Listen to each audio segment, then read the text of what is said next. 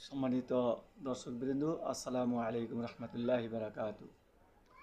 হযরত জাবের রাদিয়াল্লাহু তাআলা আনহু হতে বর্ণিত, as-সালাতুল মিফতাহুল জান্নাহ, নামাজ হচ্ছে বেহেশতের চাবি।